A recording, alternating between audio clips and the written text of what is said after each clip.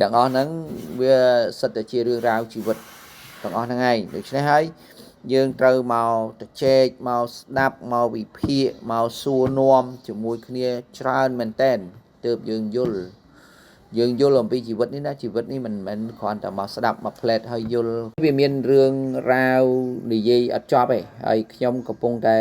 រៀបចំជា channel YouTube ដើម្បីផ្ញើសំឡេងនិងថតជាសំឡេងនិងបញ្ចូលទៅក្នុង channel YouTube យើងហើយបងប្អូនអាចទៅស្ដាប់ម្ដងហើយម្ដងទៀតអំពីចំណុចចាប់ផ្ដើមនៃការធ្វើការរបស់យើងហ្នឹង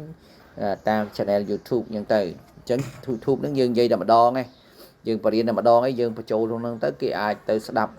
បានឡើងវិញម្ដងហើយម្ដងទៀតច្រើនដងរាប់រយរាប់ពាន់ដងក៏វាអត់អីដែរដូចឧទាហរណ៍ដែរនិយាយពីវិធីចាប់ផ្ដើម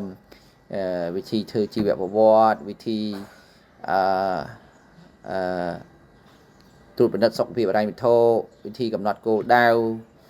វិធីវាយឲ្យជាន់អីឡាក់ហ្នឹងទាំងអស់ហ្នឹងយើងចាប់ដើមធ្វើវាជាសំឡេងថតជា clip ផងធ្វើជាសំឡេងផងដាក់ចូលក្នុង YouTube អញ្ចឹងអ្នកណាគាត់ចង់ដឹងរឿងហ្នឹងគាត់ចូលទៅមើលក្នុង YouTube ហ្នឹងឬក៏ copy link ហ្នឹងតម្លាក់ឲ្យគេយកទៅមើលទៅអានទៅស្ដាប់ទៅស្វែងយល់រួចហើយយើងតាមដានគេ take care គេធ្វើម៉េចរយៈពេលពី3ខែពី1ខែ3ខែ6ខែយ៉ាងយូរ3ឆ្នាំយើង take care គេយ៉ាងយូរ3ឆ្នាំបើយើង take care មនុស្ស10នាក់បើយើងរយៈពេល3ឆ្នាំហ្នឹងយើងមានឱកាសទទួលបានមង្គល9ប្រការនៅក្នុងមង្គល9ប្រការនោះគឺយើងមានតាំងពីចំណូលរបស់យើងចាប់ពី$30,000ឡើងទៅក្នុងមួយខែ$30,000ឡើងទៅក្នុងមួយខែអញ្ចឹងយើងសាកល្បងគិតមើល3ឆ្នាំក្រោយយើងមានចំណូល$30,000ក្នុងមួយខែរាល់ខែជារៀងរហូតទោះបីជាយើងស្លាប់បាត់ទៅហើយក៏ចំណូលហ្នឹងវានៅតែផ្ដល់ឲ្យយើងដែរអាហ្នឹងយើងយល់ឃើញយ៉ាងម៉េចអាហ្នឹងយើងយកទៅគិតពិចារណាដល់ខ្លួនឯងមើលទៅយើងនឹងបានដឹងថាតើវាមានហេតុផលអីខ្លះដែលយើងចាប់ផ្ដើមនៅទីនេះដោយពេញទំហឹងហើយនឹងអ្វីដែលយើងធ្លាប់រវល់ធ្លាប់ធ្វើកន្លងមកទោះបីជាយើងធ្វើមកវាមានការខាត់ម៉ងរលំរលាយហើយបាក់ទឹកចិត្តខកចិត្តឈឺចាប់អស់សង្ឃឹមលាក់ប៉ុន្តែជីវិតវាត្រូវរស់នៅពីថ្ងៃហ្នឹងតទៅមុខទៀតតើយើងត្រូវធ្វើអីឲ្យវាបានល្អប្រសើរបានឬក៏យើងព្រមបណ្ដេតដោយជីវិតយើងទៅតាមយថាកម្មទាំងអស់ហ្នឹងវាសិតតែជារឿងរ៉ាវជីវិតទាំងអស់ហ្នឹងឯងដូច្នេះហើយយើងត្រូវមកទៅជែកមកស្ដាប់មកវិភាគមកសួរនាំជាមួយគ្នាច្រើនមែនតែនទើបយើងយល់អំពីជីវិតនេះណាជីវិតនេះមិនមែនគ្រាន់តែមកស្ដាប់មកផ្លែតហើយយល់គ្រាន់តែទៅណែនាំគេដោយមកទិញផលិតផលឲ្យមកចូលរួមក្រុមហ៊ុនថាក្រុមហ៊ុននឹងលក់ទៅបានចំណេញបាន bonus បាន commission ច្រើនអីចឹងអាហ្នឹងគឺការនិយាយងាយនៅសម្បកខាងក្រៅទេតែវាចូលទៅដល់ជំរឿបេះដូងនៃការងារហ្នឹងអត់ទេចឹងហើយបានយើងទៀមទាថាត្រូវដឹងក្បួននិយាយត្រូវមានក្បួននិយាយក្បួនធ្វើការរបស់យើងត្រឹមត្រូវដោយឆ្លងកាត់បទពិសោធន៍មកជាច្រើនឆ្នាំដោយ collect អីហ្នឹងគាត់ដែលបានសល់លុយរាប់រយលានដុល្លារហ្នឹងគឺដោយសារតែបទពិសោធន៍ដដែលមិនមែនធ្វើម្ដងហើយទៅដឹកនាំគេជោគជ័យទេប៉ុន្តែគាត់បដូរហើយបដូរទៀតម្ដងហើយម្ដងទៀតពីមួយទៅមួយដោយបាននៅបទពិសោធន៍អញ្ចឹងបទពិសោធន៍ទាំងអស់នោះហើយដែលធ្វើឲ្យគាត់ផ្លាស់ប្ដូរមក Lion Mall នេះរយៈពេលតែ2ឆ្នាំឃើញថាគាត់ទទួលបានចំណូលរហូតដល់7លានបាតជាងក្នុងមួយខែគឺគិតទៅវាស្មើជាង$20,000នោះក្នុងមួយខែហើយខ្ញុំនិយាយថា3ឆ្នាំហ្នឹងវាបានមួយខែយ៉ាងតិច$30,000ឥឡូវគាត់តែ2ឆ្នាំគាត់បាន$20,000ជាងហើយក្នុងមួយខែហើយវានឹងពង្រីកខ្លួនវានឹងកើនចំណូលឡើងទៀតកើនអត់ឈប់ហ្មងហើយកើនបែបហ្នឹងសួរថាគាត់ឈប់ទេគាត់អត់ទាន់ឈប់ទេអញ្ចឹងមើលពេលដែលគាត់ឈប់នៅពេលណាដែលគាត់ទៅលែងរួចអញ្ចឹងទៅបានន័យថាអាជីវកម្មហ្នឹងរឹងមាំតែម្ដងឃើញទេរឹងមាំទៅគាត់យើងលែងធ្វើការជាមួយវាឬក៏យើងអស់កម្លាំងអស់ពេលវេលាអីអញ្ចឹងទៅតែចំណូលហ្នឹងវានៅជាប្រភពចំណូលមួយដែលហូរចូលក្នុងជីវិតរបស់គាត់អត់ឈប់ទេ ហើយវានឹងរីកទៅដល់ណាទេវាអាចទៅដល់ពេញពិភពលោកវាអាចប្រជាជន600លានអ្នកនៅអាស៊ីហ្នឹងវាចិត្តតែចូលតិចដងទៅវាអាចនឹងរីកទៅដល់រាប់លានអ្នករាប់លានអ្នកហើយវាផលិតលុយមកអត់ឈប់អញ្ចឹងលុយវាចាក់ចូលមក2ឆ្នាំ20ម៉ឺនវាអាចទៅ30ម៉ឺន40ម៉ឺន50ម៉ឺនវាអាចទៅដល់លានដុល្លារបានហើយហ្នឹងហើយដែលជាភាពអស្ចារ្យរបស់អាជីវកម្មមួយនេះដោយមិនបានពឹងទៅលើកម្លាំងរបស់យើងទៀតទេយើងប្រើកម្លាំងក្នុងរយៈពេលខ្លីតែយើងបាន asset មួយយើងបានប្រព័ន្ធធ្វើការមួយដែលវារឹងមាំដែលអាចពង្រីកខ្លួនបានទៅរាប់រយលានអ្នកបានអាហ្នឹងយើងមើលឃើញយ៉ាងថាយើងគ្រាន់តែពង្រីកយើងគ្រាន់តែពង្រីកដោយការអភិវឌ្ឍនៅចំណេះជំនាញ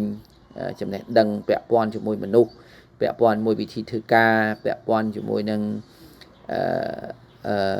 រឿងរ៉ាវនៃជីវិតពាក់ព័ន្ធជាមួយនឹងក្តីសុបិនពាក់ព័ន្ធជាមួយនឹងរបៀបរបបនៃការធ្វើការអីទាំងអស់ហ្នឹងកាន់តែខ្លាំងទៅហើយរុញច្រានអាជីពហ្នឹងវារុញច្រានយើងទៅដល់ទៅคล้ายទៅជាកម្ពុជាមនុស្សដែលលេចធ្លោដោយ collect អីចឹង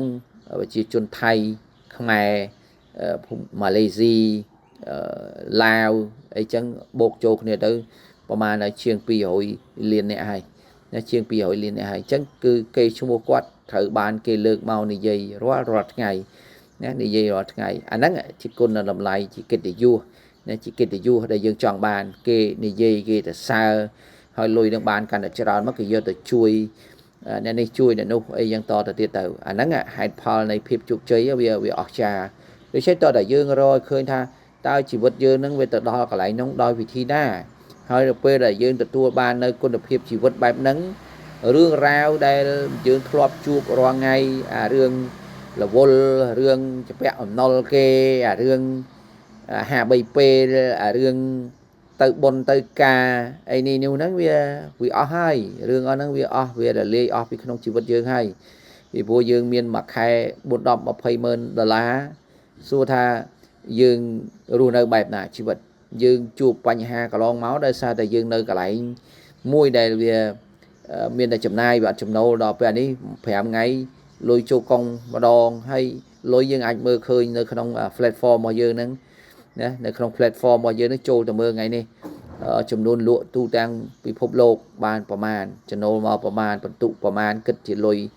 អីចឹងទៅបានស្មើលុយប្រមាណ5ថ្ងៃលុយហ្នឹងគេកាត់វាក្នុងប្រព័ន្ធហើយបញ្ចូលទៅក្នុងកុងធនាគារដោយស្វ័យប្រវត្តិអត់បាច់ទៅសញ្ញេអត់បាច់ទៅតម្រងជួរដើម្បីបើកទេគឺ5ថ្ងៃក្រោយលុយកាត់ចូលកុងធនាគារវេគេហៅថាវេចូលទៅកុងធនាគារយើងដោយស្វ័យប្រវត្តិ5ថ្ងៃចូល5ថ្ងៃចូល5ថ្ងៃចូលដូច្នេះហើយលុយហ្នឹងគឺវាคล้ายទៅជាលុយដែលចាយលែងអស់នោះឯងហើយទៅចាយលែងអស់ទើបមានដូច្នេះអ្នកមានមិនមែនគេសល់លុយច្រើនទេអ្នកមានគឺគេមានប្រព័ន្ធផលិតលុយរបស់គេធំហ្នឹងហើយប្រព័ន្ធផលិតលុយគេរីកវាពង្រីកខ្លួនទៅរាល់ថ្ងៃពេញទូទាំងពិភពលោកបានដូចជា Facebook អីចឹងឃើញទេគាត់បង្កើតតមុនដំបូងនៅតែប្រើតែគ្នាគាត់ប្រហែលអ្នកចុងក្រោយវាពង្រីកខ្លួនទៅជាង2000លានអ្នកលើពិភពលោកដូច្នេះហើយអ្នកចូលទៅមើល Facebook ម្ដងអាចបាន100ខ្មែរម៉ាក់ស៊ូកបឺកបាន100ខ្មែរហើយមានមនុស្សរាប់ពាន់លានអ្នកមើល Facebook អញ្ចឹងមួយថ្ងៃលុយវាចូលរាប់រយលានហើយសួរថាវាទាមទារកម្លាំងរបស់គាត់ទៀតទេហើយគាត់ចាយមិនអស់ជីវិតគាត់ប៉ុណ្ណឹងអាហ្នឹងហើយដែលធ្វើឲ្យគេខ្លាយទៅជាមហាសេដ្ឋីបានត្រឡប់មកយើងវិញក៏ដូចគ្នាដែរពេលដែលយើងមានប្រព័ន្ធប្រើប្រាស់បែបហ្នឹងហើយប្រព័ន្ធនោះហើយវាពង្រីកខ្លួនពេលដែលមានមនុស្សត្រឹមត្រូវ2នាក់ពង្រីកវានឹងកើត4នាក់ហើយយើងគោលការណ៍យើងឲ្យពង្រីក10នាក់10នាក់ហ្នឹងមិនចាំបាច់មកមួយថ្ងៃនឹងទាំង10ទេណាយើងធ្វើការរឿយប៉ុន្តែយើងមានផែនការយើង10នាក់បាទយើងមកម្នាក់សិនមកធ្វើការចូលប្រព័ន្ធនៅដឹកដៃគេបង្វឹកគេអញ្ចឹងទៅហូរហើយអញ្ចឹងទៅឲ្យគេចេះធ្វើការឲ្យគេយល់ពីជីវិតរបស់គេឲ្យយល់ពីកិច្ចការងារអាជីវកម្មនឹងរបស់គេអញ្ចឹងទៅគេទៅរួចទៅគេទៅដល់ខ្លួនគេបានពេលណាយើងអាចពង្រីកអ្នកទី2ពង្រីកអ្នកទី3ពង្រីកអ្នកទី4អាហ្នឹងក៏បានដែរប៉ុន្តែបើអ្នកណាដែលគេមានអង្គភាពស្រាប់ហើយ dương ai chưa ca tam phèn ca đểខ្ញុំដាក់ជូននឹងទៅមួយថ្ងៃជួបម្នាក់មួយថ្ងៃជួបម្នាក់មួយថ្ងៃជួបម្នាក់មួយសប្តាហ៍យើងជួបមនុស្ស5នាក់ច័ន្ទដល់សុក្រសៅរ៍យើងជួបជុំអ្នកទាំង5នាក់ហ្នឹងណាត់ជួបជុំគ្នាយើងផាធីមួយទៅផាធីជប់លៀងញ៉ាំបាយនៅផ្ទះណាមួយទៅក៏បានដែរថ្ងៃអាទិត្យឡើងយើងមក office ឥឡូវយើងនៅ office យើងអាចជួបជុំគ្នាបាន30នាក់អីចឹងដែរយើងជួបនៅ office សិនទៅនៅពេលដែលយើងមានមនុស្ស30នាក់នោះចេះធ្វើការណាត់មកម្ដងបាន5នាក់ហើយ office លែងជួបបានហើយបើ30នាក់ម្នាក់5នាក់ឡើង2 300នាក់បើ2 300នាក់យើងនឹងរៀបចំទៅសន្តាគារទៅណាយើងទៅធ្វើនៅសន្តាគារហើយការទៅចាត់ចែងនៅសន្តាគារនេះគឺយើងមានការ support មានការឧបត្ថម្ភណាដើម្បីឲ្យកើតព្រឹត្តិការណ៍នឹងជុំគ្នានៅតាមសន្តាគារហើយរឿងនេះវានឹងរីកសុសសាយទៅពេញទូទាំងប្រទេសដោយតែខ្ញុំបានធ្លាប់ធ្វើកន្លងមកអញ្ចឹងអាហ្នឹងអញ្ចឹងឯងដូច្នេះហើយយើងត្រូវតែមកស្វែងយល់វាឲ្យយល់ច្បាស់ថាយើងអាចទៅបានដោយវិធីណាបើវាមិនចេះក៏យើងរៀនទៅមានតែរៀនទេជីវិតនេះយើងទៅមុខមិនរួចវាពាក់ព័ន្ធនឹងពាក្យថាបញ្ញាបញ្ញានេះគឺសំខាន់ខ្លាំងណាព្រះពុទ្ធលោកសម្ដែងហើយទុកកើតមកពីអវិជ្ជាអញ្ចឹងបើយើងខំប្រឹងឲ្យមានបញ្ញាដើម្បីមានបញ្ញាបានទី1ត្រូវមានសិលត្រូវមានភាពបរិសុទ្ធណាកាយវិជ្ជាចិត្តហ្នឹងគេហៅសិលទី2គឺសមាធិយើងត្រូវតែមានការស្ងប់អារម្មណ៍ស្ងប់ចិត្តស្ងប់អារម្មណ៍ដើម្បីបង្កើនការគិតឲ្យយើងគិតអីគិតតែនឹងតែមួយកាលណាយើងគិតតែមួយយើងមានហេតុផលច្រើនហេតុផលច្រើនវាកើនបញ្ញាហ្នឹងឯងកើនបញ្ញាអញ្ចឹងសិលសមាធិវានាំឲ្យមានបញ្ញាហើយបញ្ញានោះហើយឲ្យយើងមើលឃើញហេតុផលថាយើងជានរណាយើងត្រូវធ្វើនេះគួរធ្វើនោះមិនគួរធ្វើអាណាជាសុខអាណាជាទុក្ខអាណាជាបញ្ហាអាណាជាឱកាសអីឡាក់ហ្នឹងគឺបញ្ញានោះឯងឈានដល់បញ្ញាកាន់តែជ្រៅជាងហ្នឹងគឺឲ្យយើងផ្ដាច់ពីគេហៅថាអនត្តាអត្តាហ្នឹងការប្រកាន់ខ្លួនហើយដូចជាអនត្តាថាលែងប្រកាន់អាហ្នឹងយើងរំដោះខ្លួនបានអញ្ចឹងយើងមានអង្គប្រកបគ្រប់ធ្វើឲ្យយើងយល់យើងរៀបចំគុណសម្បត្តិគុណភាពជីវិតយើងបានល្អហើយពេលជីវិតយើងបានល្អជាតិនេះល្អជាតិក្រោយល្អយើងមានបុណ្យមានបញ្ញាយើងនឹងអាចរួចរំដោះពីសេចក្តីទុក្ខសោកវេទនាដែលយើងធ្លាប់ជួបមកនៅក្នុងជីវិតរបស់យើងក៏ដូចជាគ្រួសាររបស់យើងហើយនឹងប្រជាជនជាតិយើងបានហើយអាហ្នឹងជាផ្លូវដ៏ត្រឹមត្រូវនៃជីវិតរបស់យើងគ្រួសារមហានគរយើងហ្នឹងគឺព្យាយាមដើម្បីចូលរួមចំណែកណាដឹកនាំជីវិតបងប្អូនហ្នឹងឲ្យទៅដល់នៅមាគ៌ាដ៏ប្រសើរនៃជីវិតហ្នឹងគឺបែបរស់នៅបែបមង្គល9ប្រការអានេះឯងដែលជាហេតុផលពីព្រោះយើងមានអង្គប្រកបគ្រប់នៅក្នុងស្ថាប័នរបស់យើងមានទាំងការអប់រំមានទាំងការបង្វឹកមានទាំងយានគឺពិសេសគឺយានហើយយាននេះគឺយើងបានគិតគូរនិងបង្ហាញផ្លូវបងប្អូនហើយថាយើងមាន3គម្រោងធំដែលនាំឲ្យយើងមានប្រភពចំណូលទី1គឺមាន Lion Mall ហ្នឹងឯងLion Mall ហើយគឺក្នុង Lion Mall ដើម្បី Lion Mall ហ្នឹងវាដំណើរការបានទៅលឿនយើងក៏មានគម្រោង KM2X នេះដើម្បីឲ្យវាផលិតលុយបានកាន់តែលឿនដើម្បីឲ្យបងប្អូនមកក្នុងដំណាក់កាលនៃការចាប់ដើមហ្នឹងគឺមានទុនត្រឹមតែ$300ទៅ$500ហ្នឹងយើងចាប់ដើមមកសិក្សារៀនសូត្រហើយក៏យើងមានប្រភពចំណូលយើងរយៈពេលមួយអាទិត្យយើងនឹងមានចំណូលដើម្បីដោះស្រាយបញ្ហារស់នៅប្រចាំថ្ងៃយើងបានបន្ទាប់មកយើងនឹងឲ្យ Lion Mall នេះវាផលិតលុយបានវាផលិតលុយបានដូចលេខដូច collect មួយខែសិន$200,000អីចេះយើងនឹងយកលុយហ្នឹងទៅវិនិយោគជាមួយនឹងសហគមន៍វិនិយោគសហគមន៍រៀបចំ agro clinic នៅតាមសហគមន៍ហ្នឹងឲ្យទៅជាកន្លែងផ្ដល់នៅការពិគ្រោះយោបល់ផ្ដល់នៅដើមទុនផ្ដល់នៅការប្រឹក្សាយោបល់ផ្ដល់នៅឱកាសផ្សេងច្រើនឧទាហរណ៍ដូចប្រជាពលរដ្ឋយើងខ្លះគាត់ជាប់បំណុលជាប់អីច្រើនអញ្ចឹងទៅគាត់ពិបាករងថ្ងៃវិញវត្តហើយកន្លែងចាប់ដើមមិនឃើញអញ្ចឹងយើងមានទុនហើយយើងអាចទៅជួយសង្គ្រោះគាត់ថាយើងមិនត្រូវទៅទិញលក់បណ្ដាក់ទៀតទេការទិញលក់បណ្ដាក់ហ្នឹងវាបាត់បង់ ផលចំណេញច្រើនយ៉ាងណាអញ្ចឹងយើងមកទីនេះដើម្បីជួយបានយើងមានការចូលរួមសហការជាមួយវិជាបរដ្ឋយើងក្នុងការតម្លាក់ទុនឲ្យទៅមុនហើយយើងនឹងធ្វើកិច្ចសន្យានៃការប្រមូលទិញផលដំណាំត្រឡប់មកវិញដូចជាស្រូវដូចជា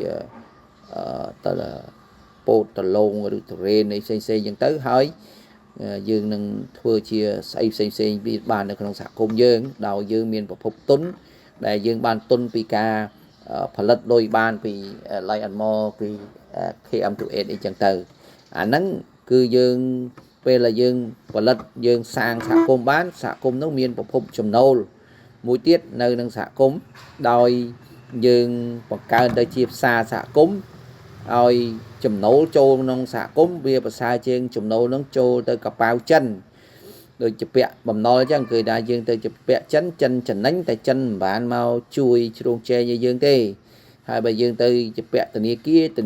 ដឹងតែយកការប្រាក់ពីយើងទេតែធនាគារមិនបានមកចូលរួមស្អីជាមួយយើងទេដូចទៅវិញបើសិនជាចំណូលទាំងអស់នោះវាចូលទៅក្នុងសហគមន៍យើងនឹងមានការចូលរួមចំណែកជួយអភិវឌ្ឍជួយលើកស្ទួយជួយអីច្រើនយ៉ាងដល់សហគមន៍យើងអញ្ចឹងសហគមន៍យើងគឺជាសហគមន៍រួមទាំងអស់គ្នាមិនមែនជាសហគមន៍របស់អ្នកណាម្នាក់ទេយើងរួមគ្នាសាមគ្គីគ្នាដើម្បីបង្កើតសហគមន៍ហ្នឹងឲ្យបានរឹងមាំដើម្បីជួយដល់ជីវភាពជាបរិបទយើងក្នុងសហគមន៍ហ្នឹងឲ្យវាបានល្អប្រសើរទៅតាមគោលការណ៍ដែលខ្ញុំបានកំណត់មកហើយនោះដែលត្រូវបកស្រាយជូនហ្នឹងវានៅមិនទាន់បកស្រាយហ្នឹងគឺ2រឿងទី1គឺមង្គល9ប្រការទី2គឺសហគមន៍នេះឯងអញ្ចឹងនៅក្នុងសហគមន៍យើងមានគោលការណ៍5គោលការណ៍ទី1គឺគោលការណ៍ធ្វើម៉េចឲ្យគាត់ខ្លាយជាបុគ្គលដែលមានទីពឹងខ្លួនឯងបានគ្រួសារមួយហ្នឹងមានទីពឹងគេហៅទីពឹងខ្លួនឯងបានទីពឹងខ្លួនឯងបានប្រែថាម៉េចប្រែមកថាយើងមានទីទួលផ្ទះណាយើងមានស្រែមានចម្ការហ្នឹងធ្វើម៉េចឲ្យយើងអាចបង្កើនផលបានដោយខ្លួនឯងហើយយើងយកមកប្រើប្រាស់មកចិញ្ចឹមជីវិតបានឧទាហរណ៍ដូចមានទីទួលផ្ទះហ្នឹងមានដាំជីដាំបន្លែដាំឈើហូបផ្លែដាំអីហ្នឹងឲ្យវាមានរបៀបរបបធ្វើជាសួនផ្កាសួនអីឲ្យស្អាតចឹងទៅហើយបើរបស់ណាដែលត្រូវទិញយើងឈប់ទិញហើយយើងត្រូវដាំហូបដល់ខ្លួនឯងបានហើយបើសិនជាគាត់អត់មានប្រភពទឹកយើងនឹងរៀបចំលើកគម្រោងឡើងយើងបង្កើតឲ្យមានជាស្រះទឹកដណ្ដូងទឹកប្រើសូឡាបូមទឹកអីផ្សេងឡាក់អញ្ចឹងទៅអាហ្នឹងគេហៅថាទីពឹងខ្លួនឯងបានធ្វើម៉េចកុំឲ្យគាត់រលុយមិនបានហើយគាត់យកលុយទៅចាយរលុយមិនបានហើយយកលុយទៅចាយអាហ្នឹងសូមស្ដាប់ឲ្យច្បាស់កន្លែងហ្នឹងអាហ្នឹងគេហៅទីពឹងរាល់ថ្ងៃយើងរស់នៅដោយមានដីមានទីទួលផ្ទះតែយើងរលុយមិនបានហើយយើងចាយលុយទៀតរាល់ថ្ងៃនេះណានេះស្ដាប់ឲ្យតន់បើយើងរលុយមិនបានហើយយើងចាយលុយទៀតបានន័យថាលុយវាមានតែចេញជាពាក់ការប្រាក់គេក៏លុយចេញយកលុយទៅចាយក៏ចេញទាំងយើងមានពេលវេលាយើងមានកម្លាំងយើងមានដីយើងមានដើមទុនអស់ទាំងហ្នឹងយើងអត់បានយកពេលវេលាហ្នឹងទៅផលិតទៅរៀបចំជីវភាពគ្រួសារយើងឲ្យបានល្អទេបែរជាយើង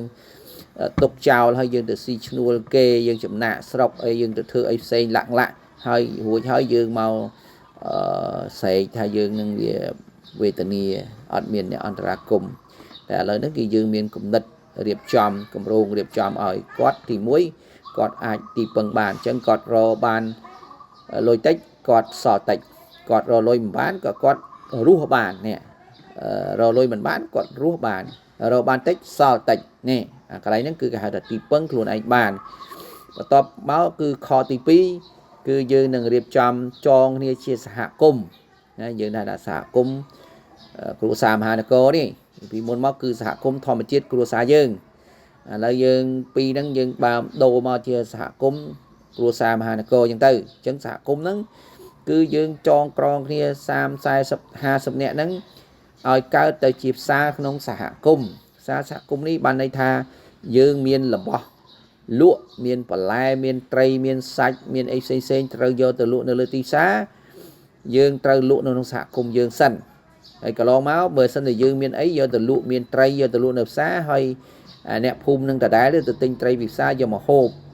មានមាន់យកមាន់ទៅលក់នៅផ្សារហើយនាំគ្នាទៅទិញមាន់ពីផ្សារយកមកហូបក្នុងភូមិនឹងវិញដដែលអញ្ចឹងប្រែមកថាយើងព្រមយកទៅឲ្យចិនចំណេញម្ដងសិនណាយកចិនឲ្យចិនចំណេញម្ដងសិន ban dương chỉnh nành anh nắng hay đại dương rô chụp nô mình ban hết dương vô lui từ chài hết tục ở kia này chỉnh nành chấn dương mò bạc cao chia xa xạ cúng ôi xạ cung dương chỉ nè chấm nành xạ cung như chấm nành chấn dương lụa ôi miên tầm lay môi bị xét tay chia pho chấm nành bao trong xạ cung dương xạ cung dương miên kiaประมาณ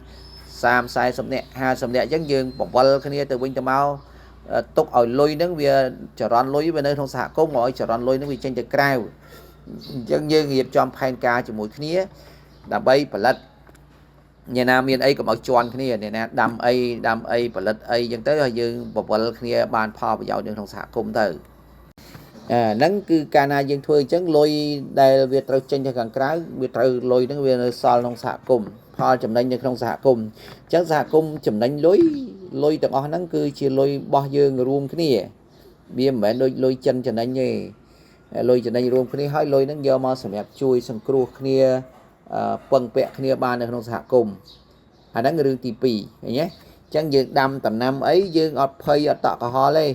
đâm tới giờ mà cột cung thì từ bên mà ha sập cua sai chẳng tới nhà na đầm ấy nhà na châm ấy nhà na thử ấy nó cứ màu và chung cái này để chơi cái này cho con cái này đầm bay đạo viên cái này còn màu bị tròn kia thà nó đâm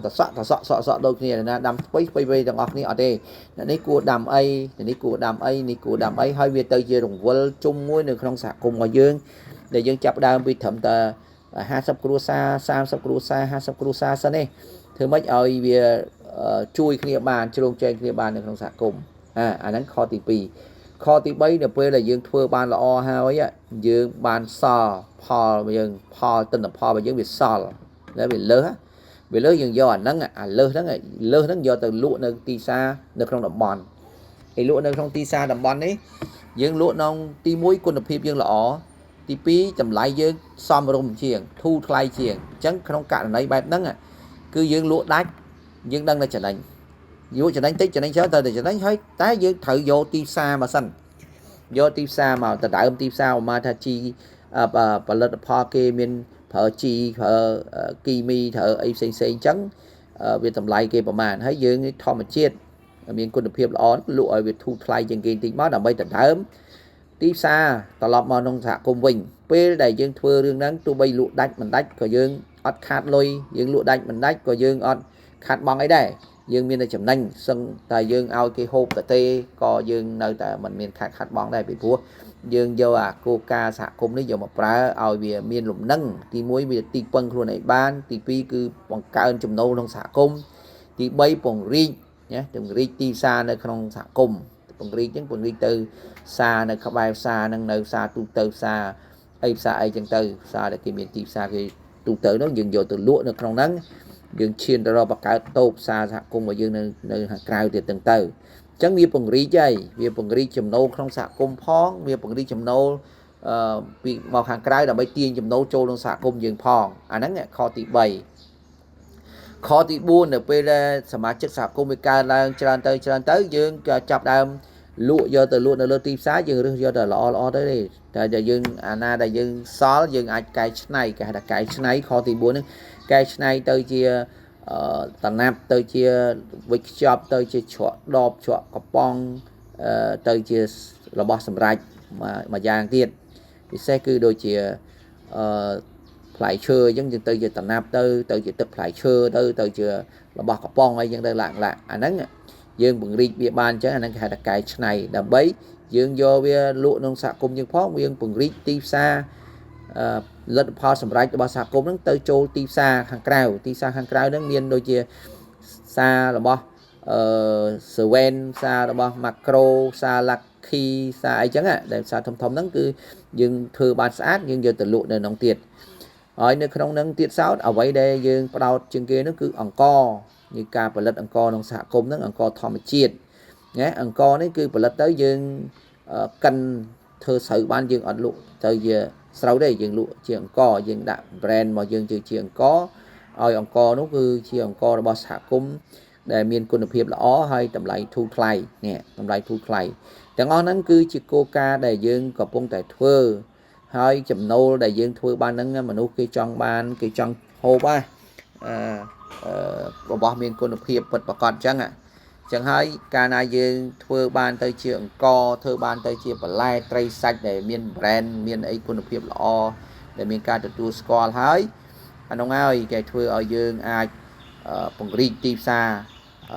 នៅក្នុងស្រុកផងនៅក្នុងភូមិយើងក្នុងស្រុកយើងក្នុងប្រទេសយើងផងហើយទៅក្រៅប្រទេសផងចាំទុកថារាល់ថ្ងៃប្រជាពលរដ្ឋយើងទិញរបស់គេណាយើងផលិតបានយើងកែច្នៃបានតែយើងអត់ព្រមធ្វើបែរជាយើងទៅទិញគេឧទាហរណ៍យើងធ្វើស្រូវបានតែយើងលក់ស្រូវអស់ហើយយើងទៅទិញអង្ករគេហូបអាហ្នឹងវាមិនត្រឹមត្រូវទេយើងទៅទិញទឹកថៃទឹកស៊ីអ៊ីវយើងទៅទិញសៀងទៅទិញគីមឈីយើងទៅទិញអីលាក់ច្រើនណាពីផ្សារមកវិញទាំងយើងអាចធ្វើបានយើងមានកំណត់ធ្វើបានយើងមានពេលវេលាយើងមានកម្លាំងធ្វើបានយើងមិនត្រូវទៅលក់កម្លាំងឲ្យគេទៀតទេយើងត្រូវធ្វើក្នុងសហគមន៍ដូច្នេះពេលដែលយើងរៀបចំការកែច្នៃនឹងបានពិសេសគឺអង្គយើងលក់តែអង្គនៅតើមកខេត្តបាត់ដំបងក៏យើងធ្វើអ្នកមានបានដែរព្រោះអង្គយើងគឺជាអង្គធម្មជាតិអង្គដែលមានគុណភាពអង្គដែលមានតម្លៃសមរម្យហើយមានគុណភាពល្អហើយមនុស្សណាក៏គេចង់ហូបដែរអង្គល្អអញ្ចឹងហើយហ្នឹងហើយដែលជាចំណុចដែលធ្វើឲ្យយើងមើលឃើញថាអង្គដែលយើងធ្វើ brand របស់យើងហ្នឹងគឺយើងអាចទទួលបានការគាំទ្រទូទាំងប្រទេសល្បីអាហ្នឹងពេលដែលយើងធ្វើបានគ្រប់គ្រងនៅក្នុងទីផ្សារក្នុងស្រុកបានហើយបានយើងចូលខទី5គឺពង្រីកទីផ្សារទៅក្រៅប្រទេសការពង្រីកទីផ្សារទៅក្រៅប្រទេសនេះក្រោយពីសហគមន៍យើងរឹងមាំទូទាំងប្រទេសហើយ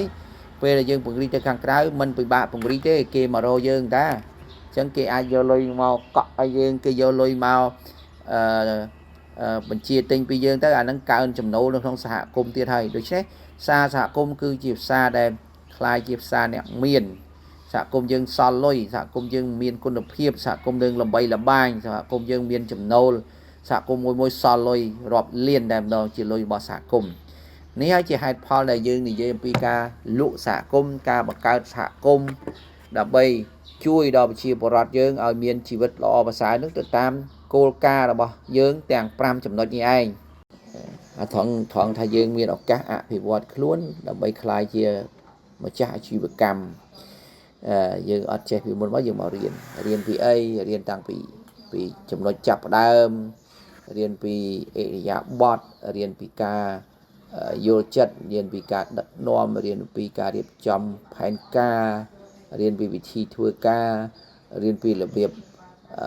រស់នៅអូច្រើនយ៉ាងវាច្រើនជាងនៅ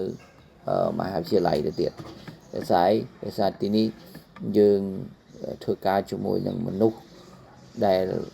វិធីធ្វើការនេះជាចំណេះដឹងថ្មីមួយក្រៅពីចំណេះដឹងនៅសាលានៅមហាវិទ្យាល័យ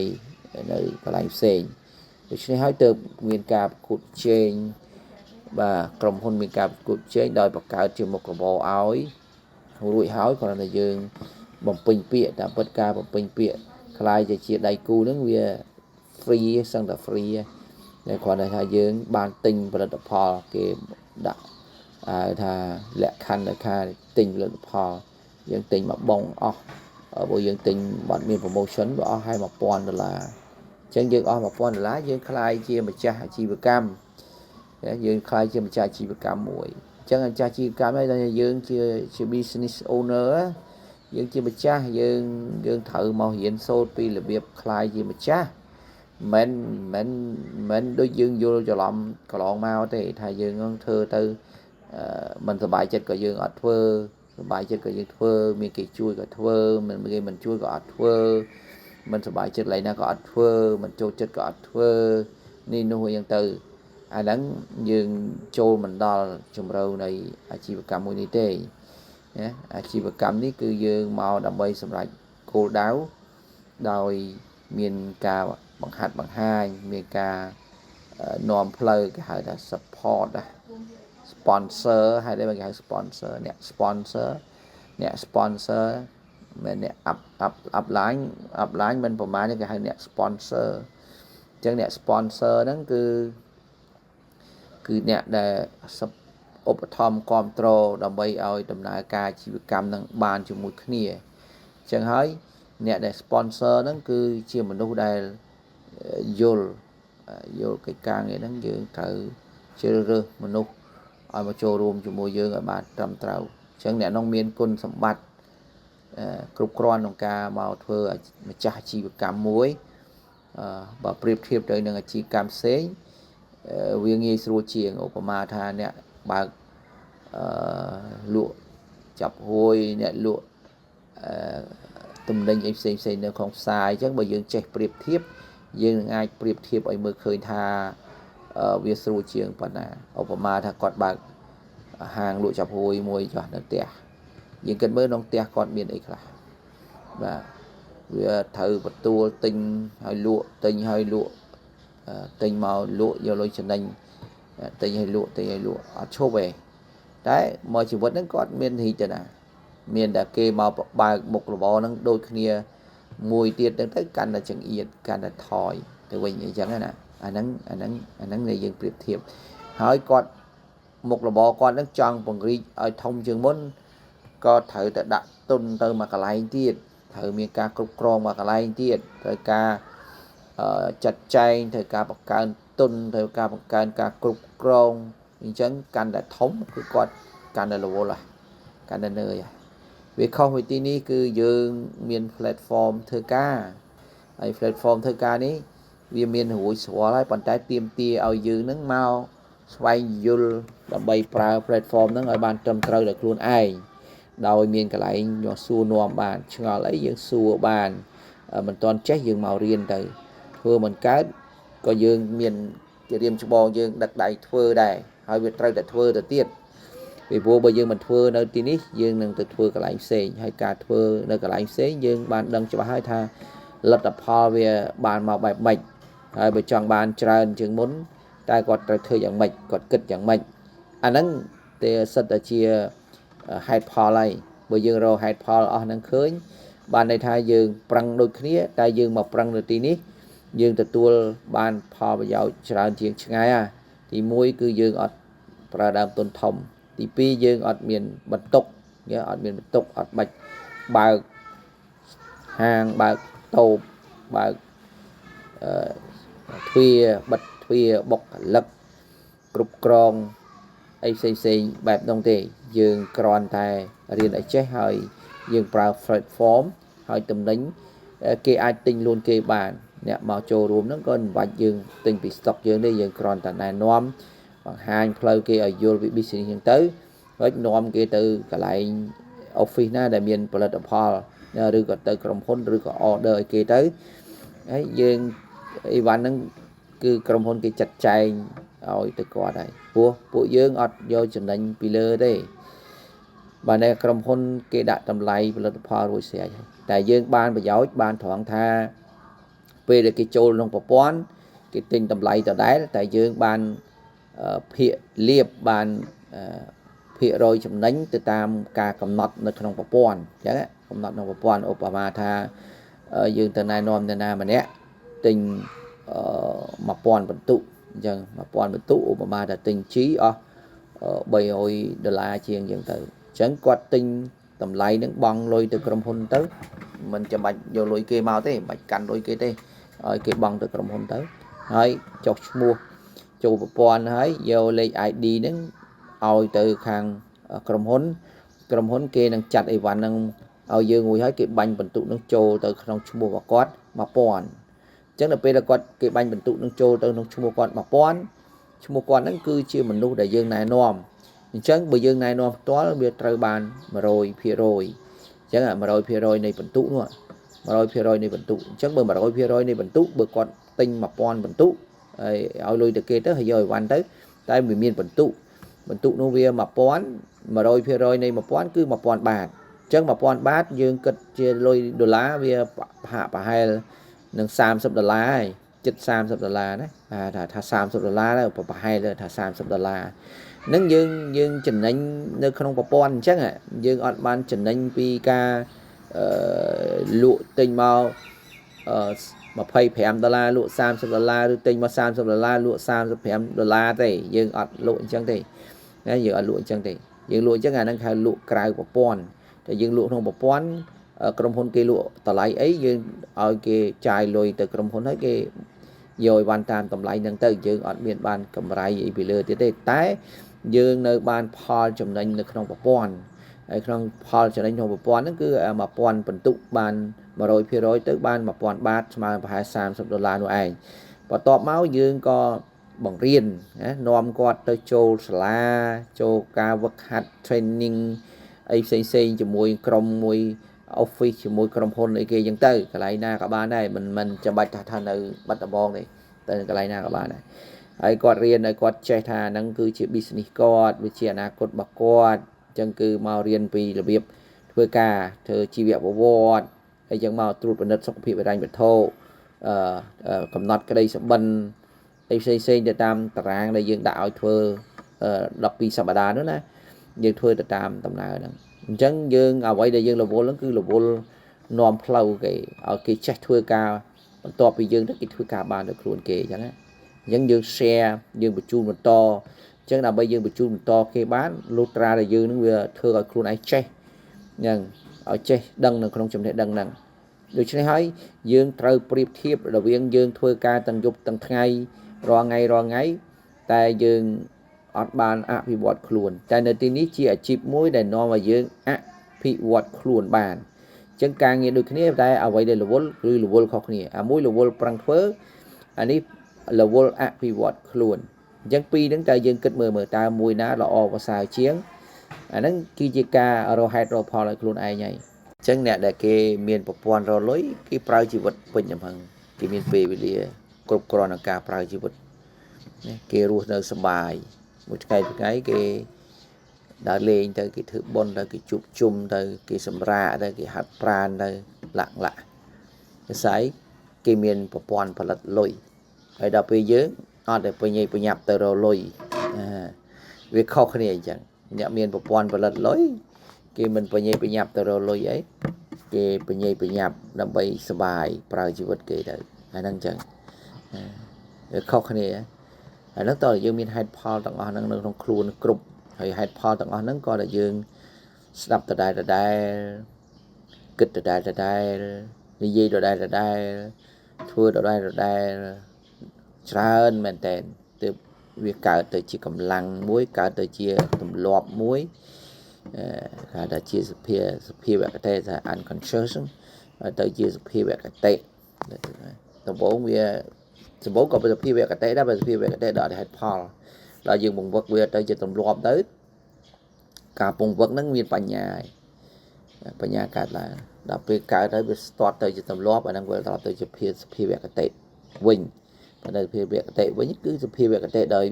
ដោយការវឹកហាត់អញ្ចឹងក៏ធ្វើដោយ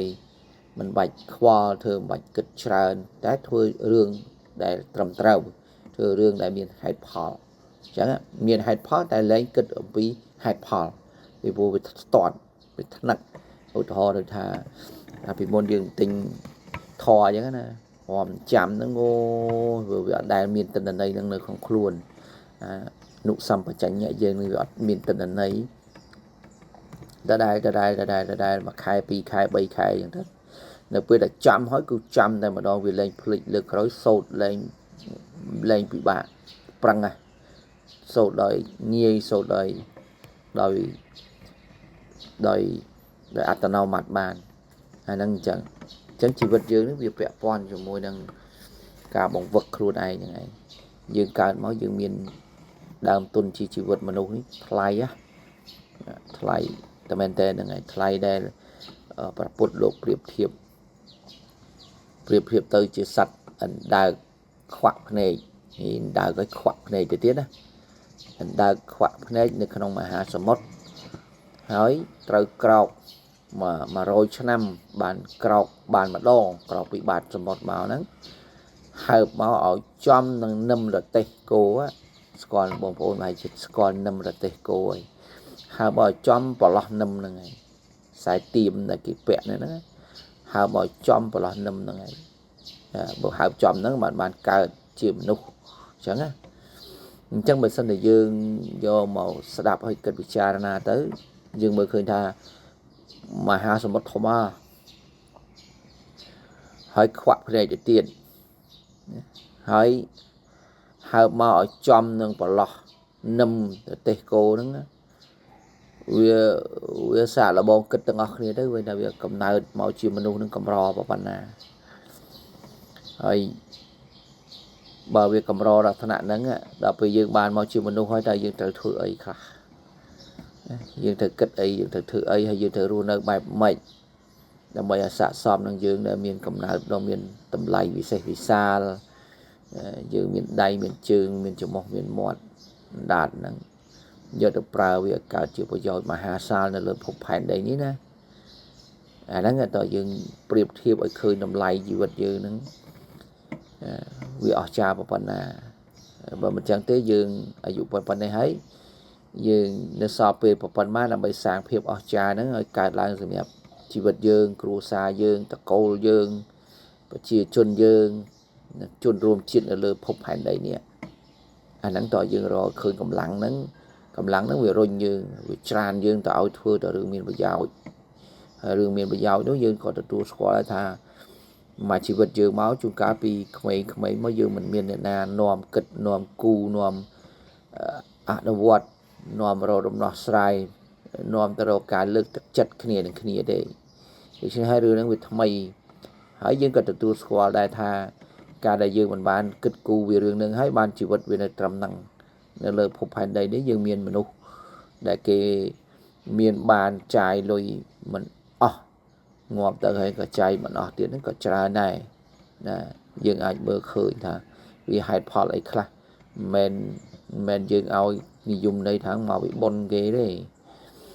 អាហ្នឹងមកពីអីមកពីភាពឆ្លាតវៃមកពីការតាំងចិត្តមកពីការជំនះឧបសគ្គមកពីការតស៊ូអត់ធ្មត់ច្រើនយ៉ាងដែលយើងទៅសិក្សាតាមរយៈការអានសភៅក្តីតាមមើល YouTube ក្តីតាមការជួបមនុស្សនិយាយផ្ទាល់ឲ្យស្ដាប់ក្តីទាំងអស់ហ្នឹងដើម្បីជំរុញយើងឲ្យយើងទៅមុខបានទី2យើងត្រូវបប្រមាលមើលថាពីមុនយើងវាមិនដឹងផ្លូវទៅវាមិនដឹងថាទៅតាមណាទៅដល់អនាគតដ៏អស្ចារ្យដែលអាចសាងចំណូលមួយខែរាប់ម៉ឺនដុល្លារបានហ្នឹងមិនដឹងថាទៅតាមណាឥឡូវយើងមកស្ដាប់មើលលើគេនិយាយអញ្ចឹងគេគិតអញ្ចឹងគេទៅអញ្ចឹង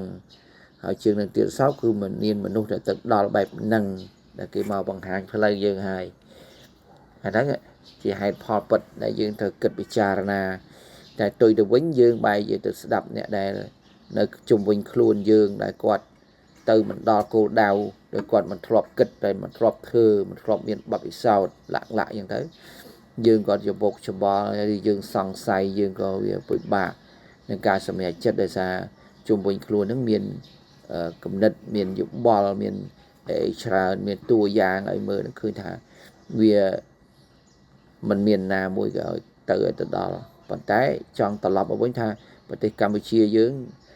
មានប្រជាជន100ម៉ាន7ដល់18 10ម៉ឺន7 8 10លានអ្នកហ្នឹងវាតិចតួចនៃប្រជាជនលើភពផែនដីនេះណាវា7000លានអ្នកជាងណាដូច្នេះហើយថៃគេទៅសិង្ហបុរីគេទៅវៀតណាមគេទៅអញ្ចឹងណាម៉ាឡេស៊ីឥណ្ឌូនេស៊ីហ្វីលីពីននៅអាស៊ីគេហៅអាស៊ីយើងនេះប្រទេស10ប្រជាជនសរុប600លានអ្នកជាងយើងក៏ជាប្រទេសមួយទូចនៅក្នុងចំណោមមនុស្ស600លានអ្នកជាងហើយបើយើងគិតទៅប្រជាជនយើងតែ7 10លានទេយើងគិតមើល7 10លាននៃ600លានហើយនៅក្នុងនោះមានកំពូលមនុស្សមានអ្នកមានចាយលុយមិនអស់ក៏ច្រើនដែលយើងអាចសិក្សាហើយយើងស្វែងយល់ថាតើយើងនឹងคล้ายទៅជាមនុស្សដែលមានគ្រប់យ៉ាងនៃជីវិតរបស់យើងនឹងបែបណាអញ្ចឹងយើងក៏បានមកសិក្សាយើងក៏បានមកស្ដាប់យើងមករៀនសូត្រថាវាមានផ្លូវទៅអញ្ចឹងមែនផ្លូវអញ្ចឹងទៅអញ្ចឹងមែនដែលន័យថាម៉េចដើម្បីមាន business ដែលអាចឲ្យអ្នកដែលមានទុនតិចមានបទពិសោធន៍តិចឬមិនធ្លាប់មានបទពិសោធន៍អត់ចំណេះដឹងណាវ័យពណ៌សម្បុររូបសម្បត្តិអីផ្សេងហ្នឹងมันពាក់ព័ន្ធទេតែវាពាក់ព័ន្ធនឹងplatform គេថា platform ទម្រង់ចំនួនមួយដែលគេបង្កើតឡើងសម្រាប់ឲ្យមនុស្សយើងហ្នឹងទៅចាប់ឱកាសហ្នឹងคล้ายជាម្ចាស់ហើយម្ចាស់នៅទីនេះវាជាម្ចាស់មួយដែលមិនទទួលបន្ទុកមិនបាទទទួលបន្ទុកថាមិនបាច់ទៅបើកក្រុមហ៊ុនថ្មីទៀតទេមិនបាច់ទៅបើកក្រុមហ៊ុនរត់ច្បាប់បង់ពន្ធមានបុគ្គលិកទៅកំងរោងចក្រ ផលិតមកចុះបញ្ជីការមកធ្វើឃ្លាំងស្តុកអីដឹកជញ្ជូនឃោសនាផ្សេងហ្នឹងយើងអត់បាច់ទៅអញ្ចឹងទេយើងគ្រាន់តែមកបំពេញលក្ខខណ្ឌចូលរួមដោយគ្រាន់តែទិញផលិតផល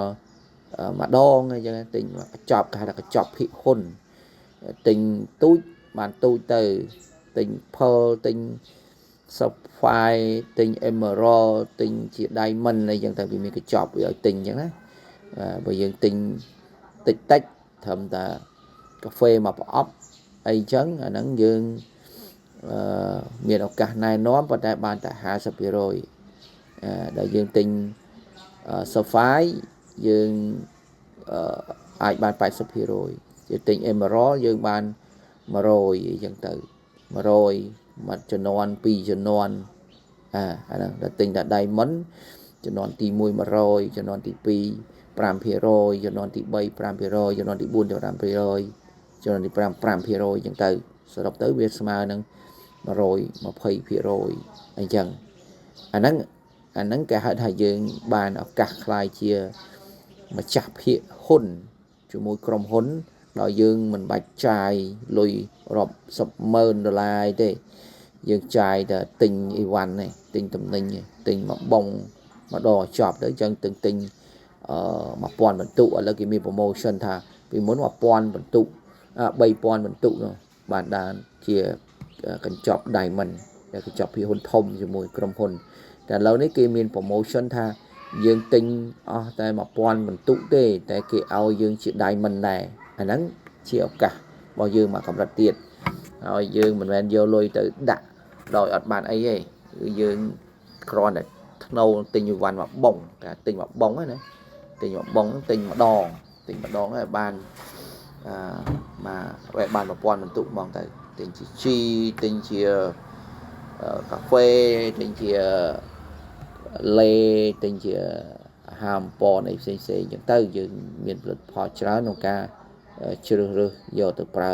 ផលិតផលឬយកទៅលក់បន្តលក់ឲ្យអស់តែប៉ុណ្្នឹងទៅក្រៅពីហ្នឹងគឺយើងមកអភិវឌ្ឍខ្លួនយើងដើម្បីក្លាយទៅជាអ្នកជំនួញអ្នកអភិវឌ្ឍខ្លួនឲ្យក្លាយជាអ្នកជំនួញឯត្រង់នេះសំខាន់